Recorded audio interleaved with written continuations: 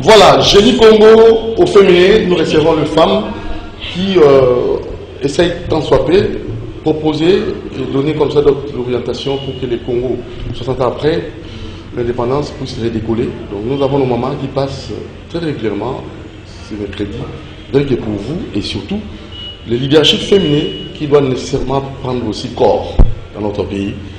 Les hommes ont travaillé, et ils vont continuer à travailler, mais essayons aussi les femmes. C'est pour cela que nous avons fait appel aux 3 dames de fer qui sont ici avec nous. Maman prophétesse, maman révérende Bénédiction, bonjour. Bonjour Papa Doudou Moutiri, bonjour à tous nos téléspectateurs qui sont habitués à nous suivre. Et bonjour à toute l'équipe, bonjour à tous les peuples congolais, bonjour. Voilà, maman, elle est présidente, elle est visionnaire de la solidarité pour la dynamique féminine. Dynamique pour la solidarité féminine. Je voulais vous provoquer. Dynasofem. Je voulais vous provoquer seulement. Mais... Merci, hein. Très bien, ça évolue bien. Votre dynamique. Papa Makas, les femmes ont pris conscience. Basi va comprendre que, surtout dans moi, après ça qui biso et ma maman, et là on a les bosso, vous remarquez que défilé est à la quitté. Très bien. Ma conférence est à la quitté partout. Ma conférence est salami, je vous assure, sur le leadership féminin. Maman a l'amuka, maman a telema, maman a yeba ki azali éducatrice ya liboso. Maman a yeba ki azali modèle na kati ya société. Maman a yeba ki soki lelo pasi ekoti na mokili mobimba. C'est parce que yé maman a démissionné. En tout cas, j'étais vraiment sidéré. Presque bisika mingi yo babenga kingai nazala kaka intervenante te. Ngapi nazala ki kolanda baninga koloba.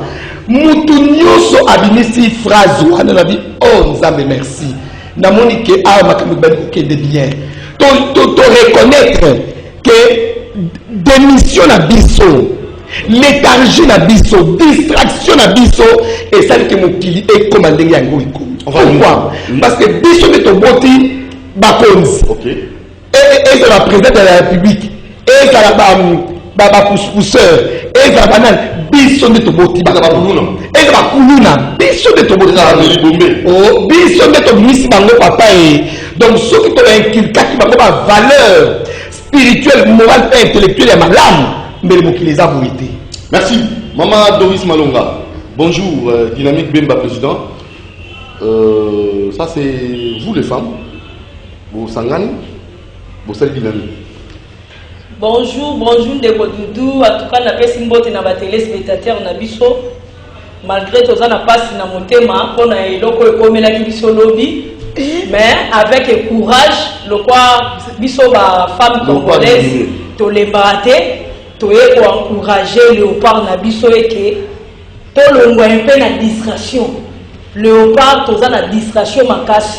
Tozo ça la sport penyanenge za la sport te tozo espérer na ba fétiche soki tozo continuer kaka biso ba mama ya dynamique to lobi na Léopard boy soki tozo continuer pour espérer que soki to ke panganga et to gagner kate pour te remarquer au lieu joueur basalaka nde entraînement bango bazo espérer nde na kokendaka epa banganga kokalisaka oyo edingwa lobi c'est comme si edingwa azalaka na terrain.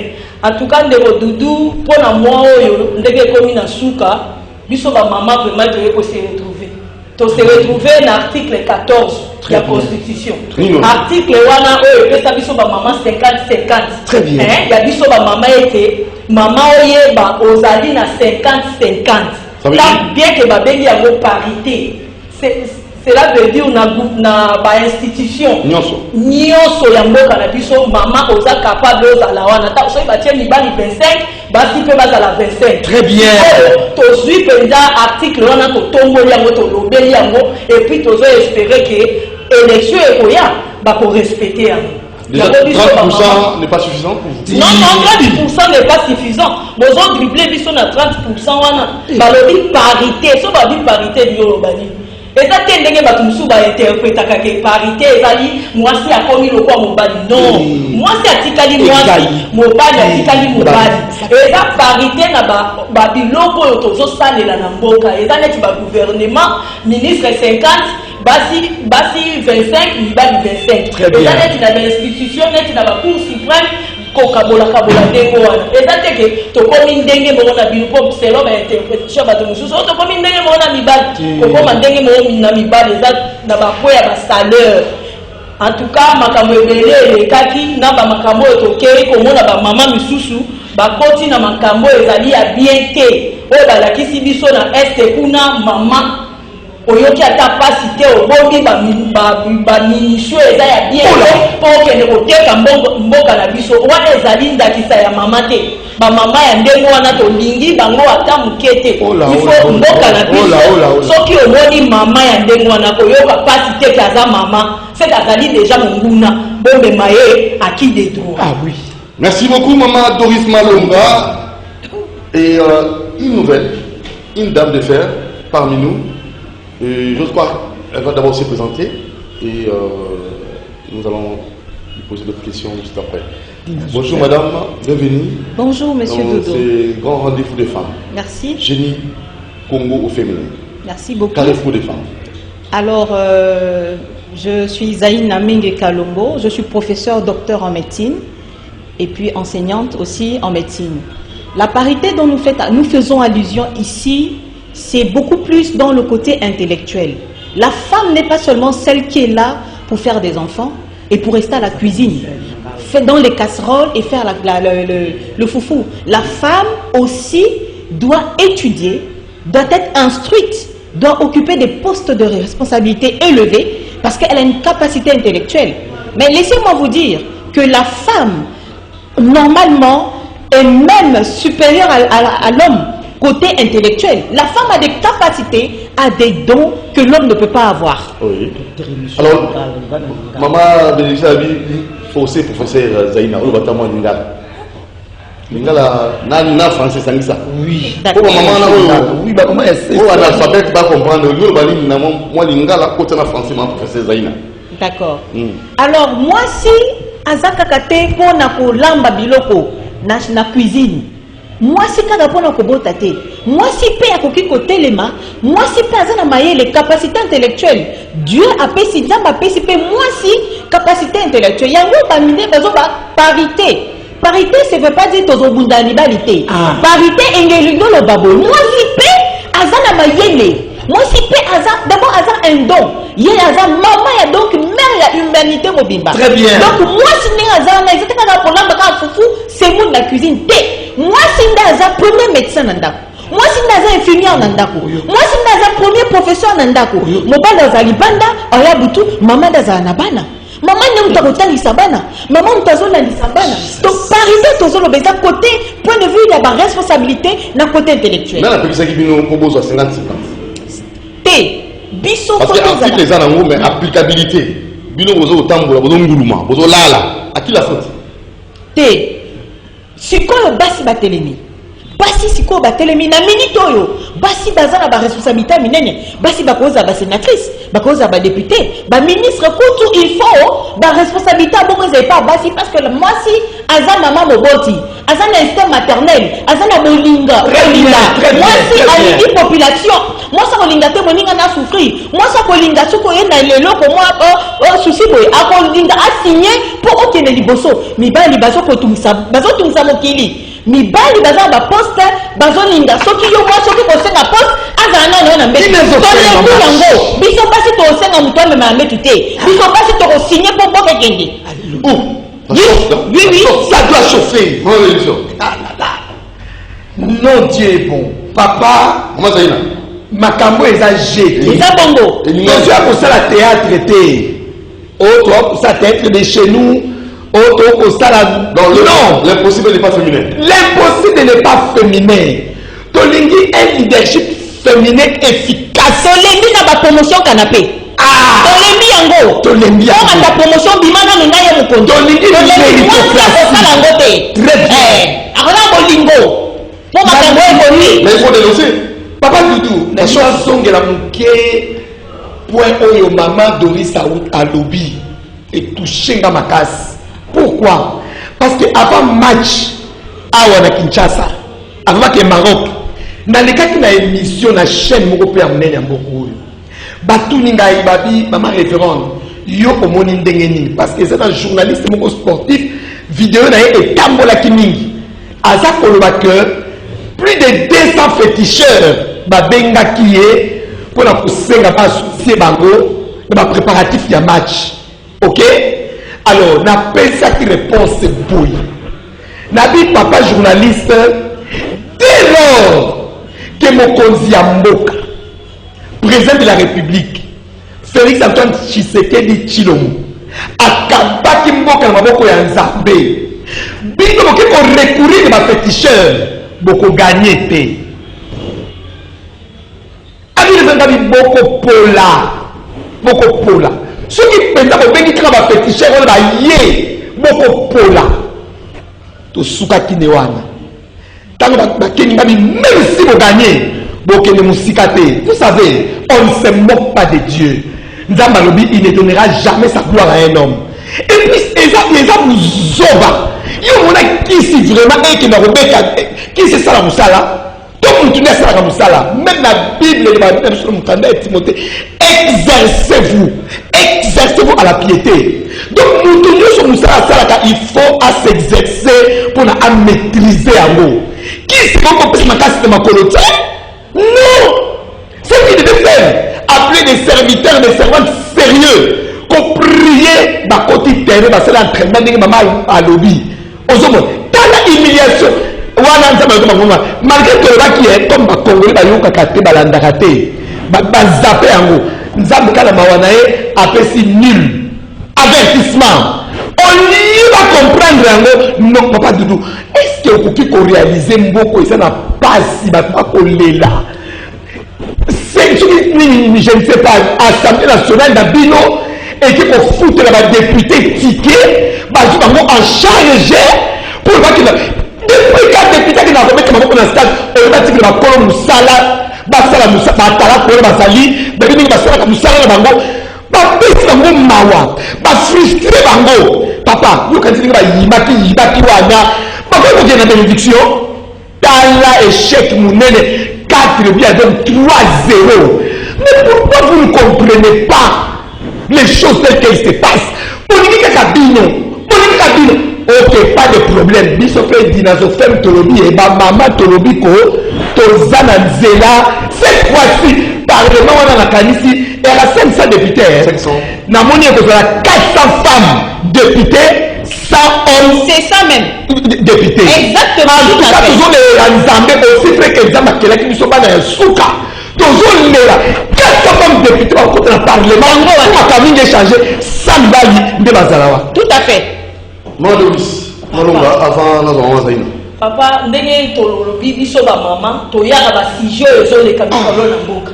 Omoi ndenge maman bénédiction uti koloba pona likambo ya match. Yo yokaki ba député ya Maroc. Bayaki na RDC. Ata soki député ayaki na griffe à député. C'est que un moment de recours député accueilli boîte. Gouvernement n'a pu se financer. Ok. Il y a que des boîtes. Très bien. Et comment? Quand même. Tout ce qu'on peut dire à Lyon, surtout au Salisakaka, quand le gouvernement. Députés ont gagné au moins, si je ne me trompe pas, 10 000 $. 10 000 $ le mois. Après, il faut s'amuser. Il faut s'amuser bien. Sur la ligne maintenant, il y a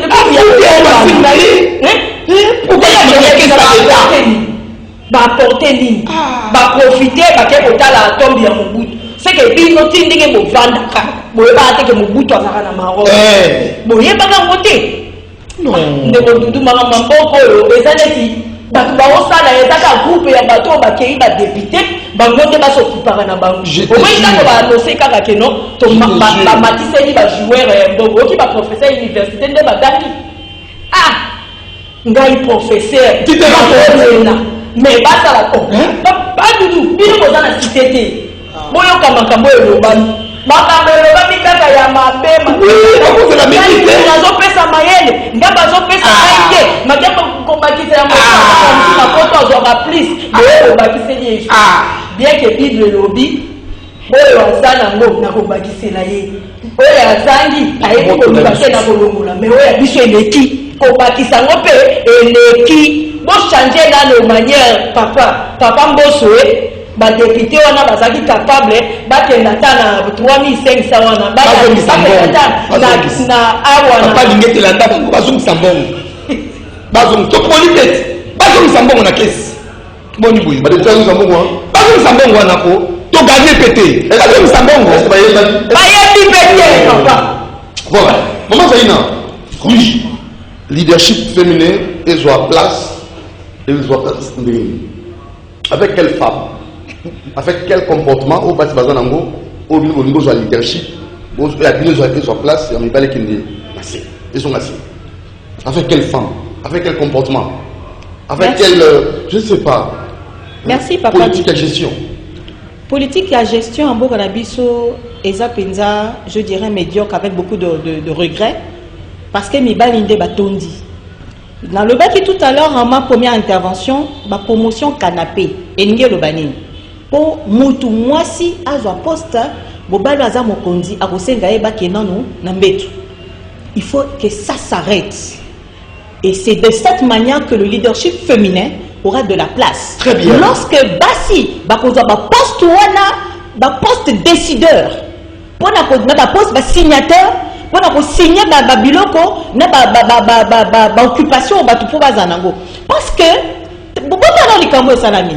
mbongo ebimi po bakende pe bakei kuna inutilement ba apporter le côté et puis quand tu bakei pour apporter la poisse na français la poisse ngelo babaki ko mema libane tu gagnes pété et quel est zéro pelidi 0 quotient bon on dit que c'est ridicule parce que quand on le bat sur l'autre c'est ridicule nous les femmes en tant que responsables tout quelqu'un pour ça va bloquer pas bongoté les choses doivent changer.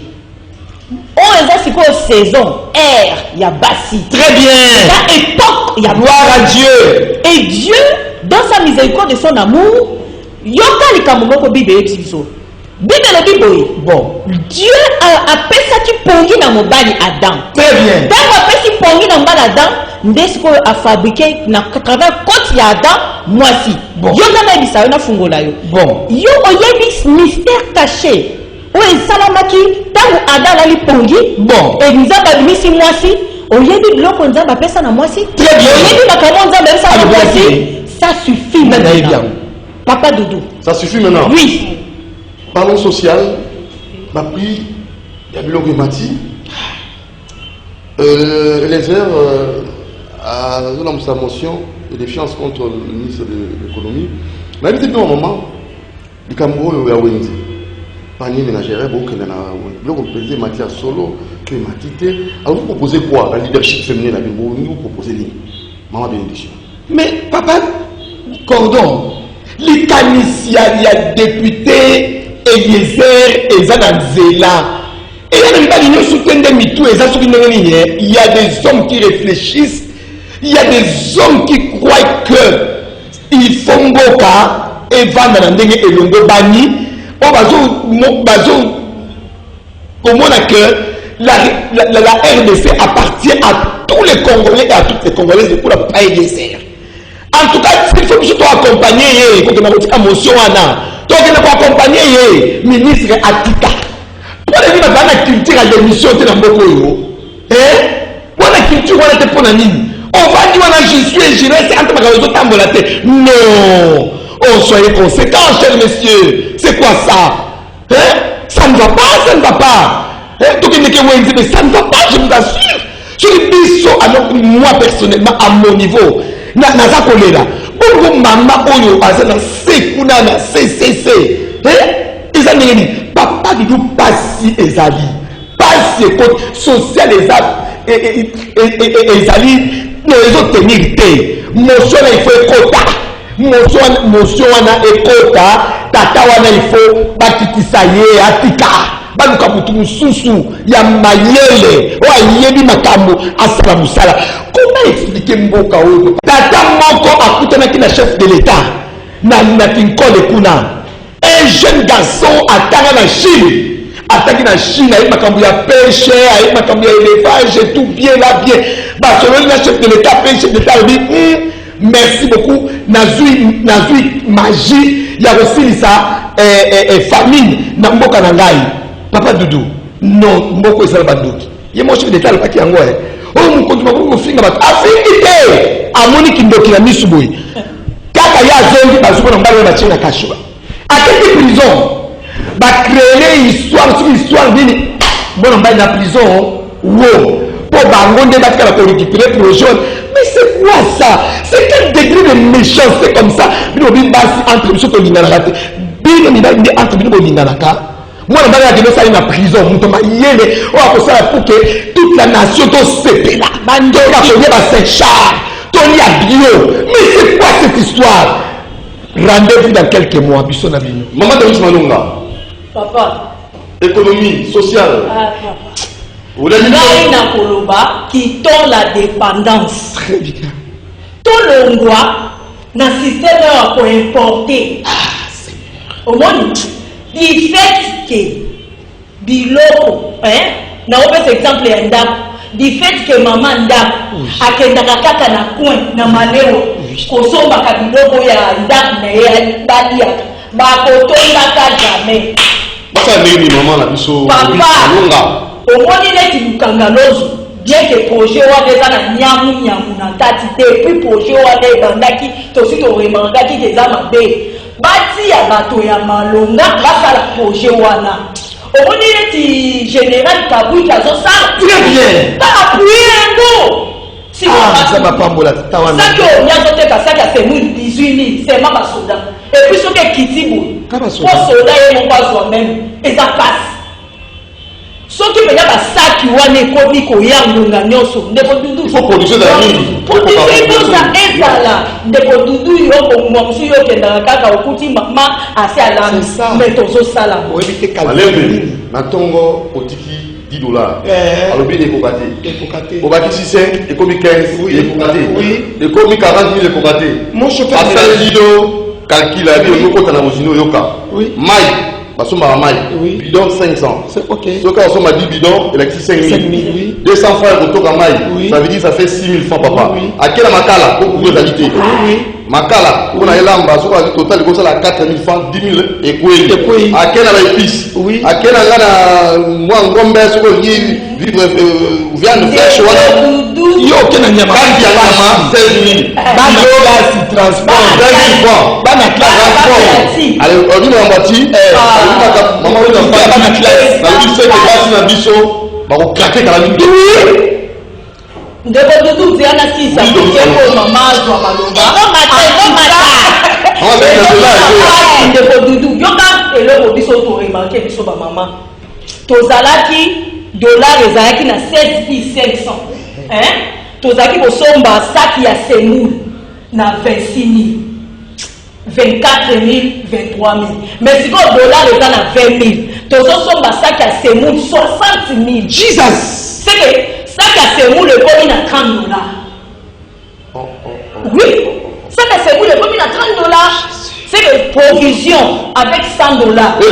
Ezokoka lisusu te ndeko dudu oyo tozoloba eza te ke mpona ministre wana ye nde moto azali baprojet ngonga mosusu baprojet mpe aza nango kolongola ye siko motu bokotia estce bokochange projet programme ya économie ya mboka estce bokochange yango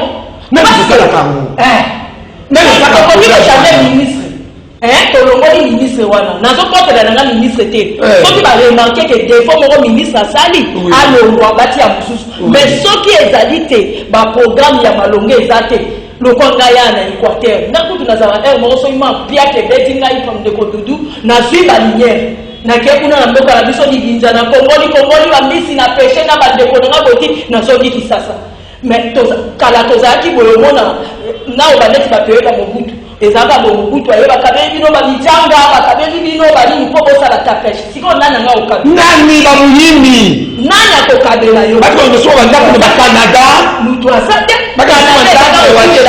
biloko wana Maman Zaina, on a suivi le canal en Bongo. Il se questionne D'où viendra le Moïse qui va nous délivrer de cette crise. Ça c'est le cardinal Ambongo. Parce que bateau baïké ba okamba ba on tala kala limuna ba. Alors on a évité maman Zaina, toké kala likambo ya social, toké na likambo ya monsieur Eliezer, l'honorable.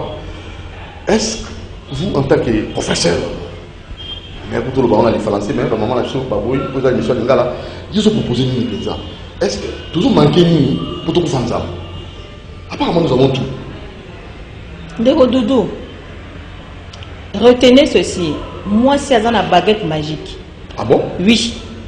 Moi, si Nzamba pèse une baguette magique, à celle qui a mieux se changer. Mais il y a des gens qui ont salam appelé Bino Bassi na bango. Bassi na bango na ndako na bureau eza makambo mususu. Bureau makambo mususu papa Doudou.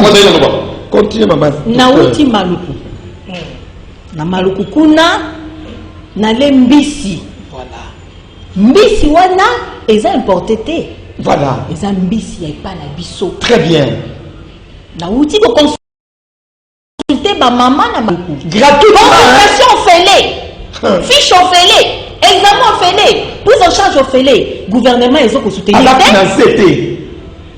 Gouvernement ils ont soutenir te. Ça ba fandeli wana ba fandeli nini? Bino ba Maroc ndeko bima. Sikoyo mbiso nga dale na maluku. Mbisa munene boye, mbisi ya mboka na biso.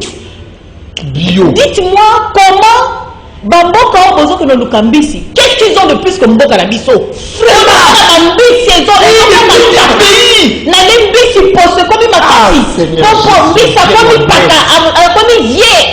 Mbisa va poser atteindre à 60 ans ou bien à 100 ans parce que mbisi, écoute-moi. Bon, tu dois bien ba mi conduire mi bali au botier wana. Botia biso basi mbongo wana tokoki ko promouvoir ba péché to assainir ba mai ko assainir ba mai ko tia ba vitamine adéquat pour ba mbisi eza ekoma na bopikiliki mbisi eza na protéine na vitamine pourtant biso kolia biso bozo ko kosomba libanda bokoki ko promouvoir mbisi mboka na biso bobongisa mai na biso ba mbisi ekola bien productivité industrielle comme belé et c'est impossible. Le Congo c'est un pays béni avec de l'eau et le sol béni. Mais papa Doudou, question posée ngana pour na cardinal Ambongazo que me poser question. Mais réponse na ezali botia basi na ba poste wana de. Très bien. Na zo revenir kana ba botia biso te to zo kota wana. Botia biso. Le Moïse dans l'opinion moi. Biso biso. Et vous avez le Moïse que la Moïse. Le Moïse ka ba maman na ngai mi bale wana. Moïse comme bisika komaki alaki soutenu par deux femmes. Voilà. Trois même. Voilà. Les chiffres 3, les chiffres de la femme. Voilà. Aux hommes.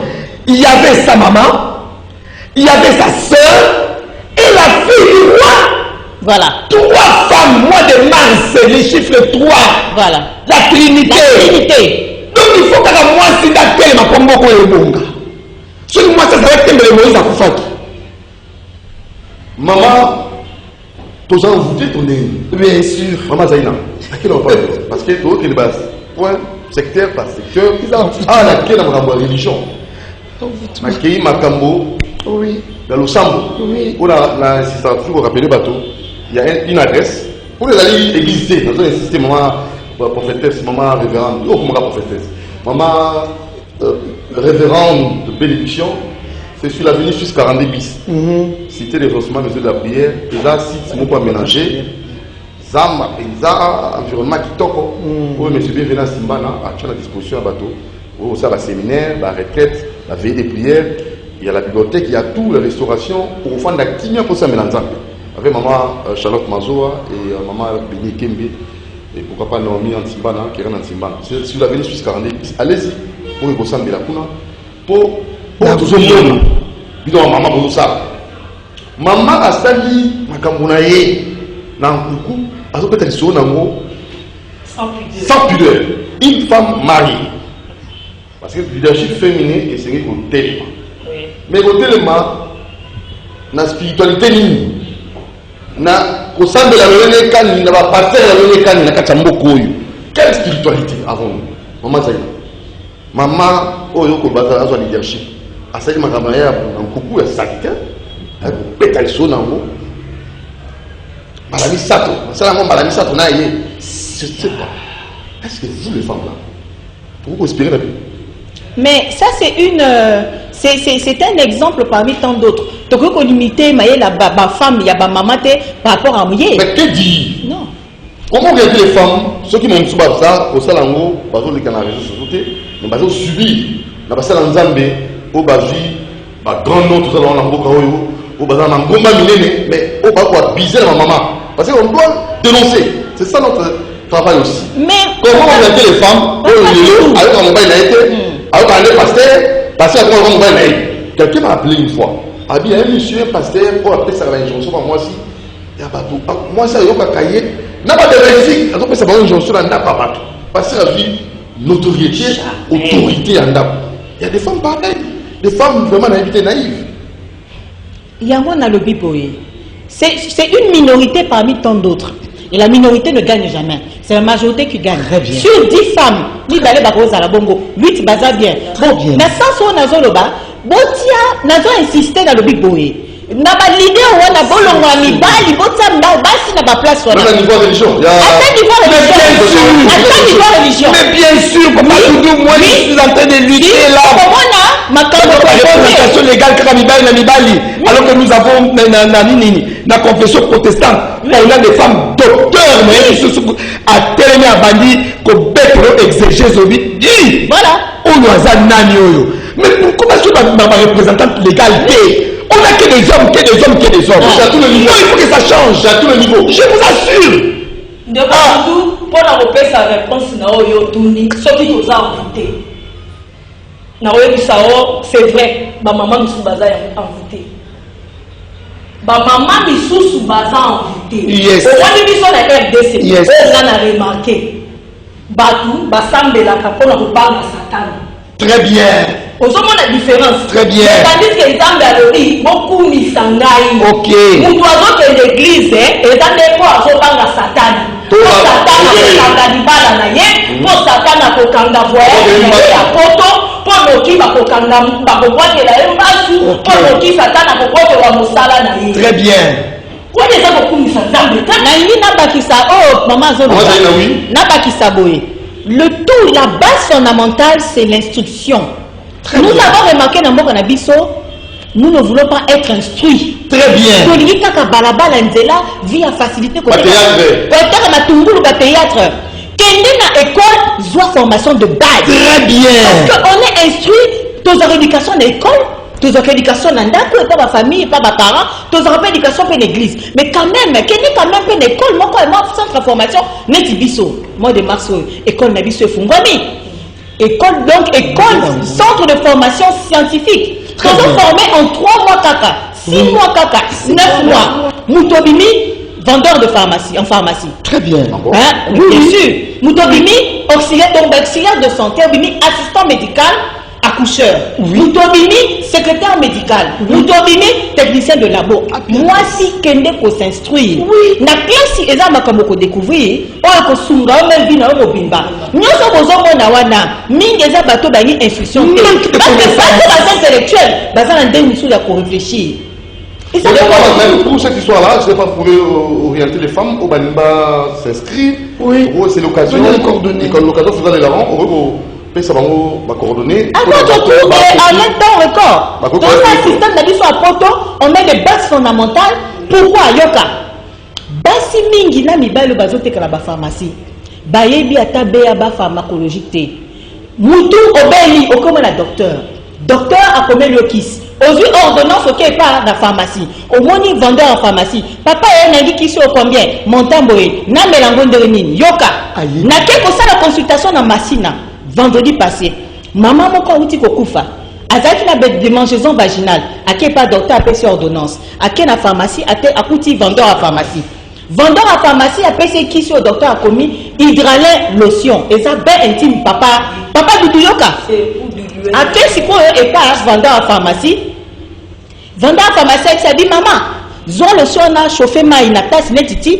Tiens une cuillère à soupe, mais là tongo pourquoi? Maman 5e jour à Koufi. Mais tant on a dit qu'on met là, le 2e jour si pas depuis non mais la qui so, nazo kanzo to bien te. Bala babi, écoute malade et maman, continuez sous kiss. Maman va kundiye. Vous voyez pourquoi est-ce que nous mettons ces formations quand même des techniques de base de la pharmacologie générale, pharmacologie spéciale pour la osunga ba jeune na biso. Yo za maman zo talangai.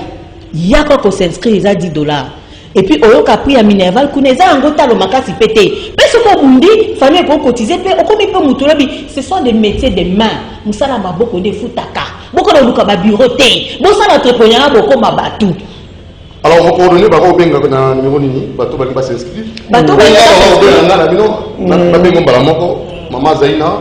Bateau va s'inscrire, bakoki ko benga na numéro 082 94 89 28 2. Boye na 4 cathédrale 082 94 89 28 2. Ceux qui ont été sur place, oye na cathédrale Notre-Dame du Congo, na paroisse ya Monseigneur Mbongo, na église catholique sur 24 avant à Sanef au Kotikout.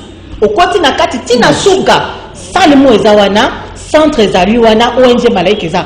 On a $10 nous s'inscrit, le reste beaucoup moins nakuna. Maman il y a 3 mois, au pays nous conduisons l'attestation na yo. Au combien intellectuel, le roi la vie à bassesse comment mutumunene, comme intellectuel. Bima la société à Sopeka. Sopeka. Merci Mazaina. Incursion rwandaise. Rwanda est soutenu M23. Boadem Sodamogo ya Rwandais ba Kangi Bango. Je ne sais pas. Il y a avant et manger, mais vous en tant que femme, dans le est wana, solution nous pesa na leadership féminin. Papa Doudou, oyebi ezala makamu sous l'air beaucoup epesa kamba wa makasi na mboka na biso.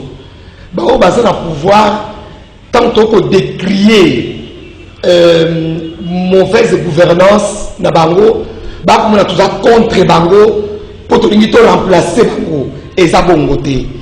Mauvaise gouvernance na bino, eza na incidence likola beno na biso. Voilà. Biso to ba ungu na bino te. Mozo ki na bakoko na bino te, na batata na bino pour que biso to esclave na bino. Non. Soki makambo ko bino mozo ko sala wana, eza na ko secouer biso te. To tika bo sala ninga bolingi. Mais dès lors que to komi ba victime, ba prisonnier na prisonnière, il y a mauvaise gouvernance d'Abino, ça nous incite à parler. Voilà, vous n'allez pas nous museler. Tokoboba. Papa Doudou, les Kababitumba Est de plusieurs fois, il y a complicité quelque part. Et c'est la façon pour s'enrichir de Makambo Yoana. Il y a mon président, il y a chers collègues députés, quittez les groupes armés. Alors, Kiango, Ozomona. Moi, je crois que papa, monsieur le président de la République, s'il vous plaît, avec tous nos hommages les plus différents, vraiment, il y a un capitaine qui surtout ça pour le papa, toi, ngamba te, il y a un capitaine qui surtout pour le bas. Ozomona.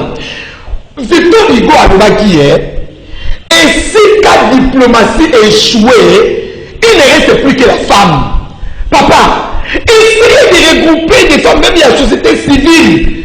On va manier les bas compétentes, bas dynamiques. Parce que même qu'on négocie ma cambouana. Soit société civile, qu'on soit bateau bazar la katianité, la gestion T, société civile, basi. Donc il y a un côté ma cambouana, les kakuna, toye ma cambouana, pour nous aussi sango. Il y a SPC, et ça il est pour bouquet. Mais comme tout le monde est là en train de s'enrichir, bah il met besoin de battre le col à ma yélo. Papa Lingé, tout à fait dans le monde, on va jouer à Wapiko, papa et au plus sous. N'a pas qu'il n'a pas aidé au Foutan Ngaïté, n'a pas bénévolat, ton message n'a pas pasteur, n'a jamais mon église, n'a rien qu'à recevoir, papa. N'a rien qu'à contrôler ma toile, n'a pas qu'il besoin maintenant tout nier, il y a qu'à tout qu'il découle. Oh, expliquer les choses, mais ma moyen de justification, n'a pas une bonne raison pour tout, mais ça, il met le bruit. Et, bah, il met le maquillage à bateau. Et, papa Doudou. Maman Doris, merci Maman Doris. En tout cas, Ndeko Doudou, tant on a l'andaki ministre Nabiso ya porte-parole ya gouvernement, Tant que je l'ai dit, je vais Tu te rends compte? Tu te rends compte un peu? Soda, il faut y aller. Et yomba nzambe pour obandi le loté. Soda yobandi le loté. Nzamba yebi yo oza pona ko sécuriser mboka na yo. Au moins ndenge na za kwende ko dudu. Moto akoki kolongwa mosika na ndako na yebi akotela ngati na ndako. Na koki kondima yango te. Soda avant okende bitumba sambela nzambe nzamba kopini yo te po défendre mboka na yo. Tika kolela non? Comment koutiliser moninga abeki yo za soda nzamba yebi yo ke yo soki babeki moninga ndani ndeko na yo il faut zongisa. Bunda te bunda mama ba soda wa kopinda te mama Doris ba kopinda tika mama wana na ba condition nini bazo kusala kuna ba condition musala mama morali ya malamu te mama na yebo bisa kongole boy tout le monde na système au fandi penza bo sur information moko ya ko diminuer ba soda aussi au tien na toile et ça na façon pe ya ko pesa information et ça bitumba c'est ça on dit muntu azo atiki famille na ye atiki mutu yo zo na moto ya bien na o ya na samba yenda yebi ko ya katete yo fandi ko yeba ti o mo discussion na ko ba soda na biso ba si ba keleli ne ko dudu ba poteli bango brusquement ba yeba ti mais non vraiment ba bundi soda soki likambo ezali c'est la première fois ba soda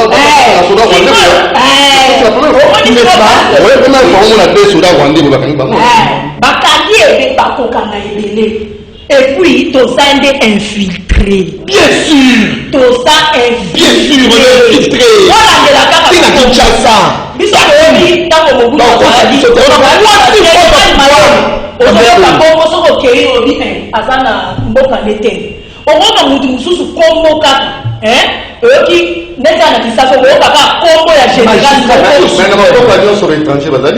ici, ça pose problème. Mais il faut s'identifier pour ça. Est-ce que ça là? Le censément pour ça? Tosali te mais eza na mutu mususu otali ka morphologie na ye olobi oyo aza ya ngai te biso toya bamamati soki nasanganaki na mwasi mobali ya mote eske ngai ndenge naza bomoindo nazali nasangani na mobali ya mwini nake kobota mondele na kobota mondele te ezalaka nango mais biloko botika bango toze kotika teyebisa bapapa te totika kolelalela omoi ndenge bokangi wana bazali ebele yo po imagine mama si ya complicité maintenant complicité to découvrir bango bazali eza nango facile à découvrir ambassadeur rwanda todima te akondimaka jamais bongo mutu ayekaka na ye akondimaka jamais totika meme kotunaka omoi likambo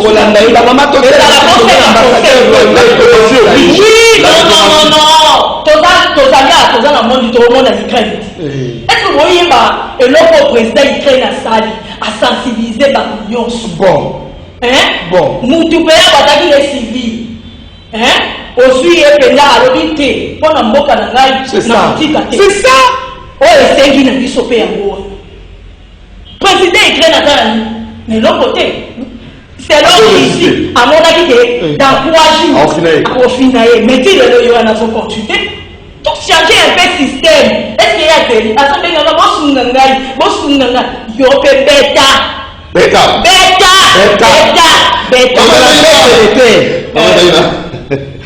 Instruction rwandaise. Kinshasa acquise de Rwanda. Complicité, besoin d'alimenter M23. Papa Doudou, maman, nous devons proposer pour guerre rester ici là. Dans le leadership féminin. Papa Doudou. Nauti na est. Nauti na est ko consulter ba mama. Boko ne kotu na bango ba ebisa bino. Nyonso ezo sala meza distraction. Eza distraction. Nazoloba ba mikonza mboka ba masolo tozo beta. Baza en complicité parce que basi akuna bana na biso tozo bota kuna baza violé. Bazo kata pasité na motema. Souci ezate. Moi, na moninga basala ye boye. Bazo kota koda banda ko kozwa bana mike ko violer bango, ko tika bango na bazemi. Et puis bino mikondi bo fandi. Pas une occupation, batikize mi po abotile moto ekolo wana ya aussi. Kasi ezanga ngate. Kasi yango te. On n'a pas besoin. La RDC c'est une force. Et ça force ya mokili mobimba RDC za moka za na flambeau makasi. Toza déjà peuplé makasi, toza na besoin na bangote. Souci ezali, il faut que ba mikonza mboka, ils doivent se lever comme un seul homme. Ils doivent être l'amour na motema. Yango tobi mibali bolongwa. Bolongwa. Boti kabi biso kasi tozwa ba poste wana. Tokotala ndenge guerre koleka wapi? Tokotala soki bakwa ko violer ba na biso, za ba topesa ba zemi. Bolongwa ifili. Alors, une seconde pour tout ce ici. Bolongwa ba maman bo esika. Bo sa ngé. Ndeko dudu na pesa exemple. Ba maman, zela mama, ba maman toza ba négociatrice. Ba maman toyebi ko solola. Très bien. Ba bo ko solola kaka. Biso soki to telemi. Tala ka biso nde toza lelo boy. Soki biso nde toza boy, to bito kitakuna, to ko négocier bien. Bino mibali bobi o négocier te. Boyebi te. Merci. Ndeko dudu na pesa exemple. Tomoni tango ba gagner biso ba bilisi ba vidéo o butu wana to lala kite ba bekati ba fête d'artifice tango bola muki na tongo pourquoi ko kena ko funda te yo zaki ko zelati 20 ekoka ndo ko bilisa raison que to beti bien te pour ba fête d'artifice ba betela biso butu mobi Bachi bana ka bolela ngana za efe contre ndenge mama lo bibi tumba ya efe za isu négociation te et mbuma na mbuma Simba, pourquoi bango baza na intérêt plus et pas la biso zaneti mutu moko azoye bisala lobi sani noa no sombaki vouloir ou pas ngai ona soyango et Simba te ngoba ngai moko na nzima na pesa to senga ngai na limemia na kopesa o yo ko ko eloko na ngana makasi ndenge na mabe soki bongo moko muso akoyana mwasi na yo ifo na soye nde eloko ba osa alors pour la suki ça pona kosukisa en tout cas papa et soda bafutaka yo pona ko sécuriser territoire na yo RDC omoni mosalo bosali ndenge bokangi te bolakisi na monde entier o nyonso tu biso tolobaka na se bo confirmer yango omoni tozoloba ndenge wana po ekomi makambo bitumba biso na Rwanda tovandi lelo te ndeko dudunga na bana na mbandaka tozalaki na bateshi misusu Rwandais ayena bana na yeto okola na bango esika moko ba directeur bazoya ba mutation kuna est-ce que ba tombukela ka biso ma pesa ka tango ba ko so tango mko ba kokisi bango esprit aya ko te to bunda na bango elungu eza ici négociation te maman bénédiction de notre mot de conclusion en tout cas moi ya suka ezaka ka ba maman to telema non seulement to telemi mais to agir. Ce n'est plus le moment de se plaindre, c'est le moment d'agir.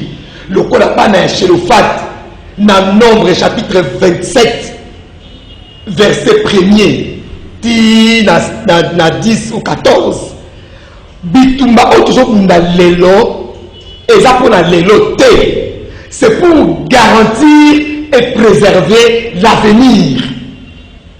Ceux qui te continuent quand pour l'âge, tu continues à se plaindre, même progéniture na biso, et que ça malheureuse. Tu tellement, tu l'ongola bolembu, tu l'ongola complexe, tu se soutenir ma maman, tu se soutenir. Merci de ma maman oh nalanda qui mini la bandi pour créer ma parti politique. Moi c'est là que je vais m'adhérer. Parti politique oh les alliés président il y a moi n'est la popote. Voilà. Il pas dit. Tu me prends on va la dynamique. Donc, il y a la dynamique. Bobengi na 085 83 09 100. Dynamique, ils ont parti politique était. Ils ont transformé que la partie politique était. Ils ont plateforme et Bengambe. Ma femme avisée, des femmes ambitieuses qui veulent transformer l'image du monde. C'est ça. Quelle vision. Ah oui. Plus 085 plus 243 85 83 09 100. Très bien. Maman, bénédiction, merci. Merci Maman Doris, Malonga, Dynamique Bemba président. Voilà ce que Bemba va président.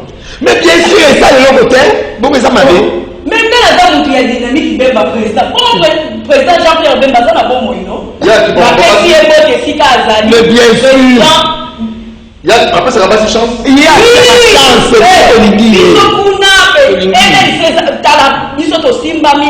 Secrétaire na biso il y a coach différence moko na ba maman baza na gouvernement omoni tozalaki au mona liste ya nini ya délégation ba ministre ba voyager na et pas maman bazali beza bongo te omoni yango avoyager na mo mususu na ba 5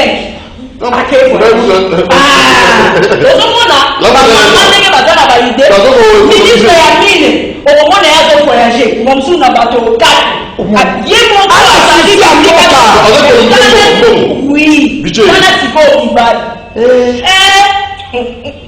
nous devons voyager. Attendis, ma beau-frère, ma beau-kilo. Il y a un problème. Ah non. Ma copine. Maman. Ma copine. Maman Zaïna. Non, question aux Tangisaka. Maman pas Tangisaka, mais qui est pas là. Ministre PST Tony Mwaba, na Azado, il a retraité. Balobi bazo téléménaye pour aller à pour sa retraite sans bazota arrêter bon balobi retraite en ningola ba boyi yango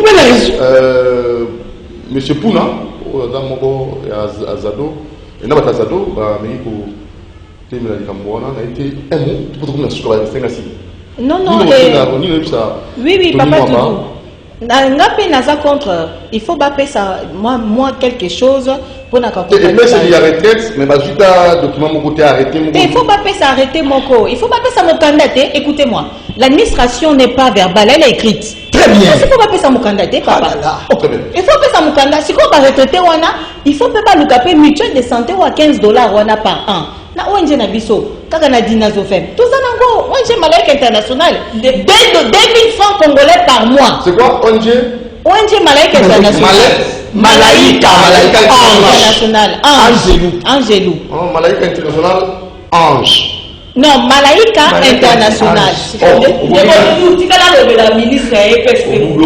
En tout cas, ministre EPSP, Kosala Oza contraire na président de la République.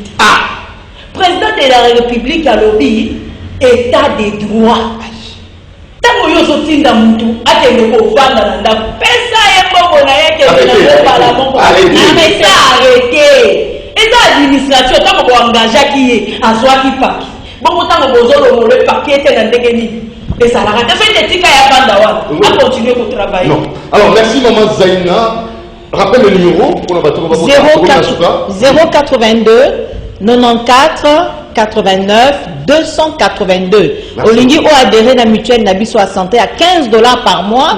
Et ça le cola o adhéré na 5000 francs na ONG na biso. ONG na biso za na kata dinazofem, ba femme dynamique et avisée. Oye kaka na cathédrale na biso. Et puis au koki ko benga na numéro wana 2000 francs congolais par mois. Aux en a droit à consultation au félé et pas docteur. Aux en a droit à 4 examens médicaux au félé. Il y a 2000 francs par mois, $15 en tout. Merci. Merci beaucoup. Et puis maman la femme, je t'avais les mamans, parce que moi la maman, j'avais senti que ça valait la peine. Tu as vraiment rappelé sa orientation. Alors nous laissons suivre monsieur Cédric Ngindou au lobby à Sangisaki Bateau, écran géant, dans Matomie pour battre la match. Et ils ont qui pour permettre à ceux qui pour courant de prendre mes raté, mais à chaque groupe électrogène. Autant les cas qui Cédric Ngindou, coup de chapeau à vous. Et je crois que ça va faire du bien aussi dans Baïki ou à Pesa qui peut. Même bon Dieu, honorable, lui qui réclamait, pas son visa, il bénit. Pour un niveau politique, madame Bafout, pour un niveau soit, jouer, qui va comme ça, on va en zone, va petit balle, va pétater, va coûter l'occasion, et va rencontrer à Minini. Alors ça pose aussi problème. Suivant Cédric Ngidou, suivant bon Dieu, il y avait Maya Mate, il y avait Mbaka, Moronjambe, il y avait Natacha Mbenza, et pourquoi pas aussi qui toi aussi, hein, Olivier Longwango. Alors, merci à vous, M. Pichumbo, depuis les États-Unis d'Amérique, Pichumbo, un partenaire officiel, un partenaire solide. Et nous allons vous retrouver juste après. Juste après ça, vous allez suivre aussi le frère Papa Diato, qui va aussi terminer en beauté cette émission. Dans un moment, nous allons quitter sa attention au Congo. On va chanter, moi aussi, la dit. Alors que, voilà. Figure chantier en gros. Pas matériaux, c'est aussi ça, chantier et ezali. Mais chantier en gros, ezali. Voilà ce que tu as. L'expert Bazangi. L'expert Bazangi. Doudou Monti vous aime beaucoup. Merci Olivier Longango, merci Moron Jabé, merci Milo Zinga et l'été José Andia. À la prochaine occasion. Autant il ne faut pas aller à Bongo. Alain Kabongo, suivant Cédric Ngindou, hier, qui a donné ses propositions pour relancer notre foot, notre sport, notre foot. Suivant. Ciao.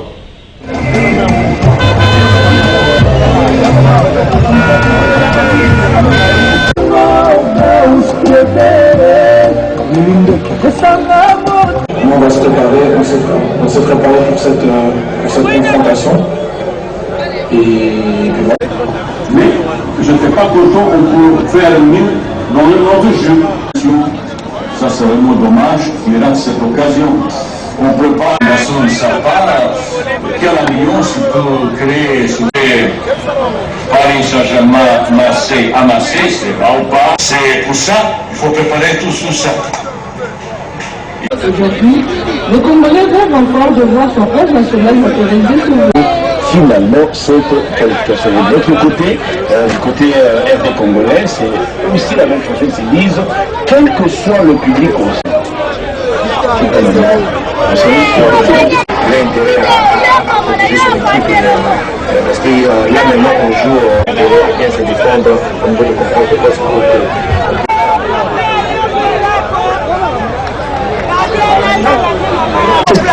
Qui ont l'habitude de faire face à de tels scénarios. Et vous savez que quand vous êtes... Et je pense que sur le terrain, vous allez voir une autre image et je pense que déjà dès cette première mi-temps, Ils vont tenir les positions habituelles, ça ce sont les professionnels, ils ont l'habitude de vivre ça, donc ça ne sera pas un nouvel événement.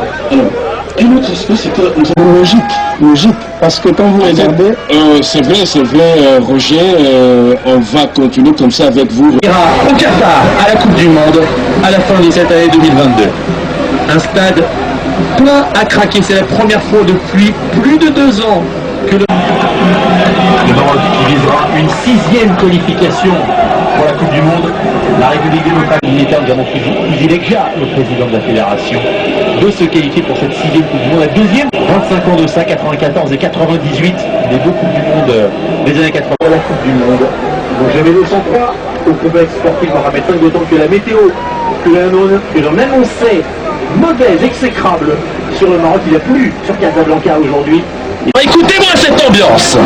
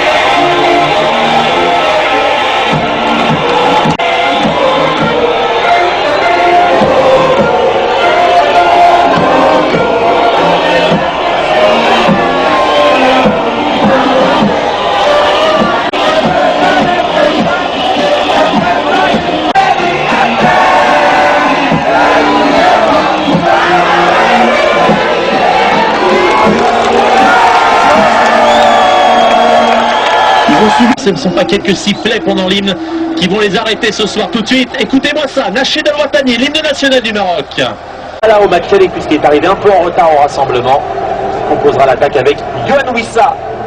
Le pays Dieu merci Mbokani se retrouve donc sur le banc des remplaçants avant le coup d'envoi de ce match. Les Lions de l'Atlas en rouge, les Léopards. Joël Kassembois. Et tout de suite Edo Kayembe au milieu de terrain, le joueur de Watford. Et le voici Meshak Elia justement. Il est tombé sur un premier os avec Jawad El Yannick. Justement la surprise du chef en défense centrale. Personne pour l'ancien du tout-puissant Mazembe. Et ce but-là, il s'en souviendra toute sa vie. Quelle frappe, comme elle vient! Magnifique!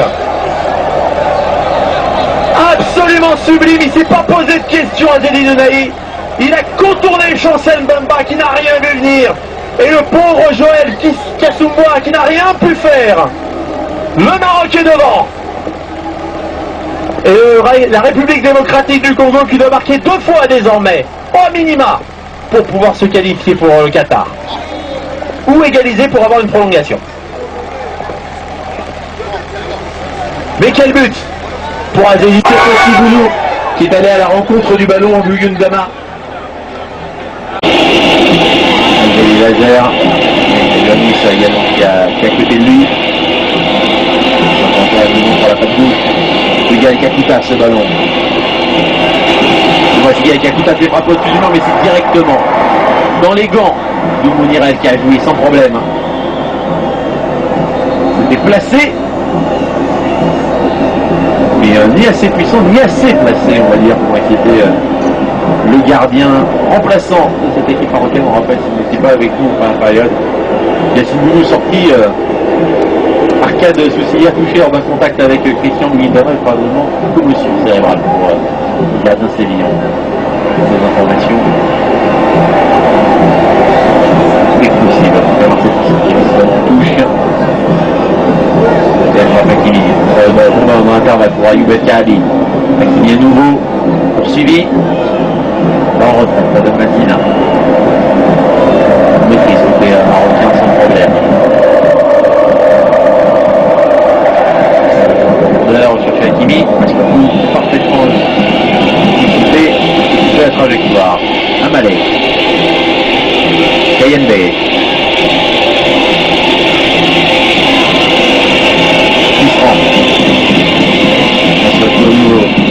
Qui appelle Yannis sans doute pour l'aider. Resté côté gauche. On voit tout passé par Ounahi. On passe montré par Hakimi, récupéré par Kakuta. On va le donner, mais ça va. Kayembe. La transversale pour Amalé, pardon. Mais raté. Et Amalé.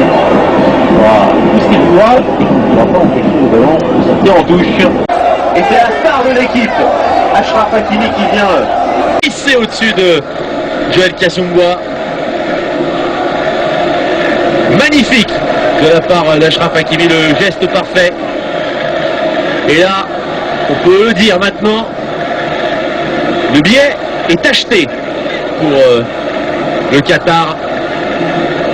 Il n'est pas composté. Il le sera aux 3 coups de sifflet finaux.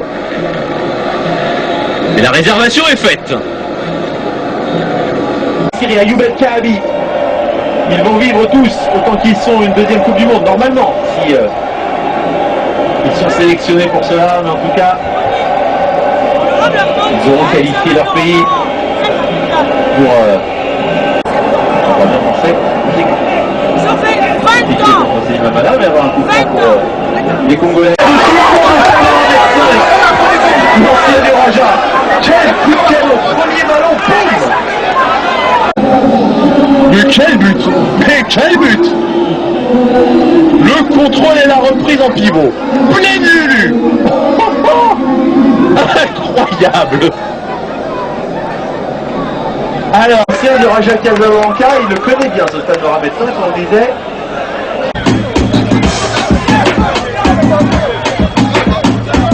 Pour l'ensemble du peuple congolais, une grande leçon pour les gouvernants, les dirigeants de l'État congolais à 2 niveaux.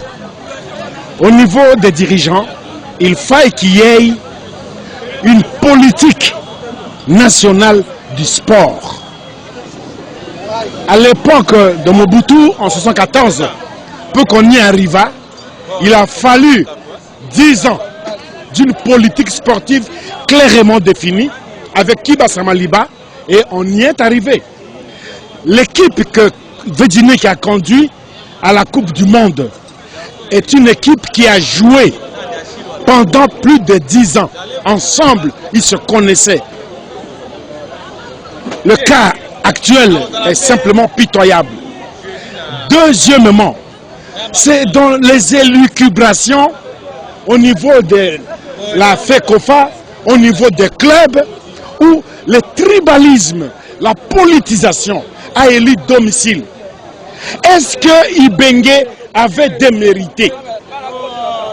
Est-ce que Ibenge avait démérité? Ce qui s'est passé, c'est quoi? Les ethno-tribalo-politico-kabilistes qui se sont simplement levés contre Ibenge. Ibenge qui avait donné le sourire au peuple congolais. Ibenge Koché, jusqu'aux petits-enfants, chantaient, entonnaient. Mais du coup, c'est au niveau de la FECOFA, au niveau des clubs, au niveau des politiques, qu'on nous a mis Ibenge de côté, prétextant qu'il avait avec lui des joueurs bangala dans les léopards. Mais bon sang, avec Vidinik, on avait toute la défense. Mazembe Katangez, on avait la médiane. Imana Bilima, Imana Evita. Il n'y avait pas cette histoire de tribus. On voyait qu'est-ce que l'équipe nous rapportait au pays.